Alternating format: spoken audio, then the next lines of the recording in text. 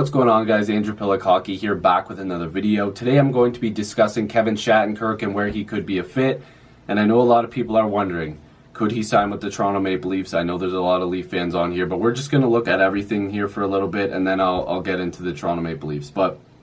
So obviously everybody knows Kevin Shattenkirk bought out by the New York Rangers. Shattenkirk only played 2 seasons with the Rangers after signing a $26.6 million 4-year contract with New York. He had just 7 goals and 44 assists in 119 games played. Now, I know Kevin Shattenkirk really wanted to play with the Rangers. It was widely reported that he was super happy to play there.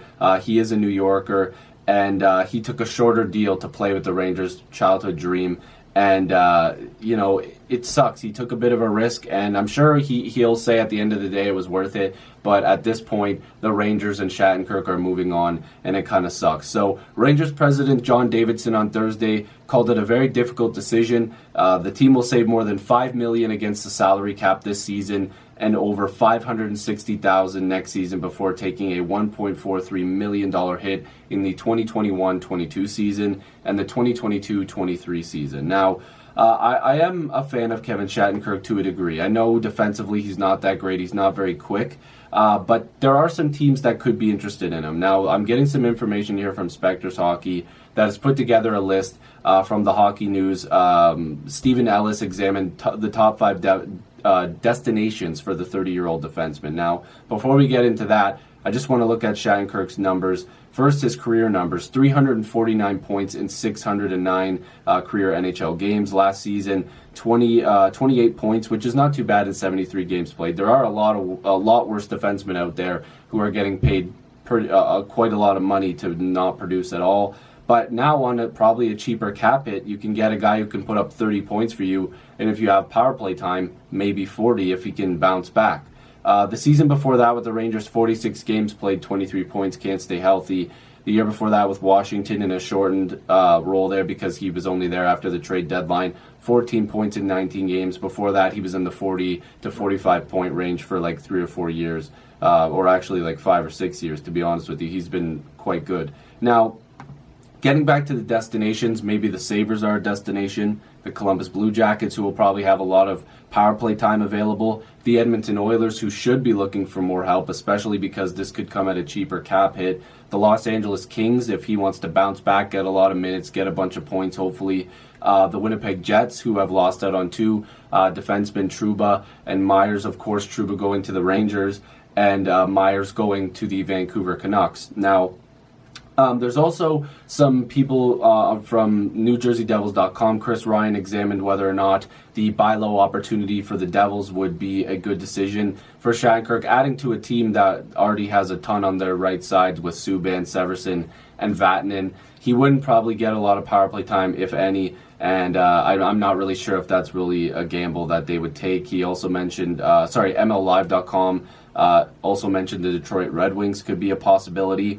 I am under the assumption that the Toronto Maple Leafs will probably kick tires, but I don't believe that they would be in the market for Kevin Shattenkirk if he is costing more than $1 million. Now, the reason I say that is because the big fish, Mitch Marner, they still need to get done. And if Kevin Shattenkirk is still looking for a deal that's in like the $1 to $2 million range, I think the Leafs probably wouldn't be interested in that.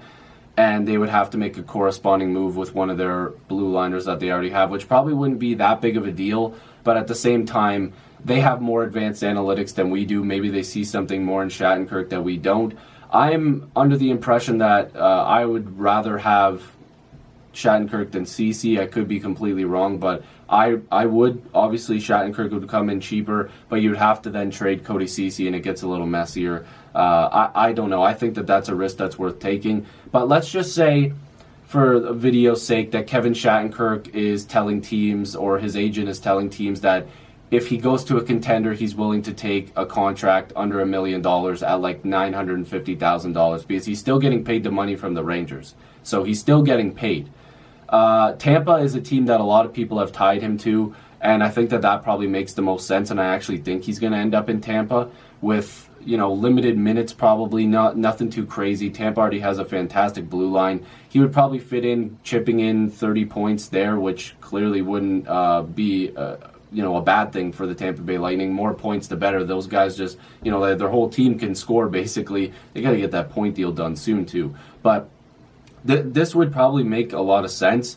But getting back to Toronto, I think it is a possibility. I really do. If they do want to maximize the opportunity to have another right-handed shot that can put up points, you know, just add to that depth chart, I think it makes a lot of sense to them. But it also would probably move a guy like Timothy Liljegren to the minors until mid-season, whereas I think the Toronto Maple Leafs want to at least give him a shot at a training camp.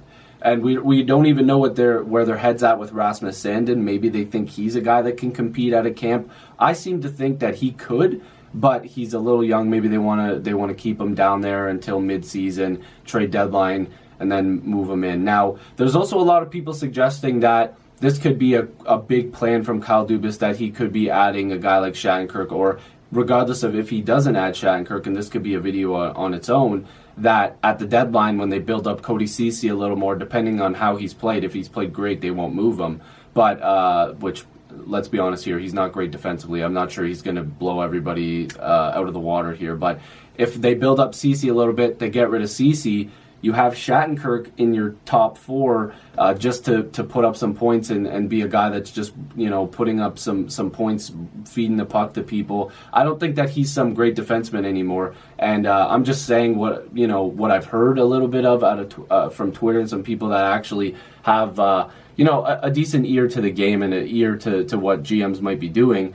Then they bring up Sandin and Liljegren for the bottom pairing, and then you have, you know, a guy like Shattenkirk. It doesn't have to necessarily be him with Dermott, and then of course you have Barry, you have Muzzin, and you have Riley, of course. So then the depth is a little bit more, but I don't know if the Leafs will be in the market for him unless he's got a super cheap deal. So let me know what you guys think. I want to know, do you guys think Kevin Shattenkirk would be a fit with the Leafs, or where will he be a fit? I think that this is a good opportunity for a team to get a guy that can put up 30 points, or possibly more if he's playing on a team that will give him more power play time or more minutes. So make sure to subscribe. I'd love to have more hockey conversations with you. Join the squad. Let's get to 7,000 subscribers, and I'll see you guys in the next video or stream. Peace.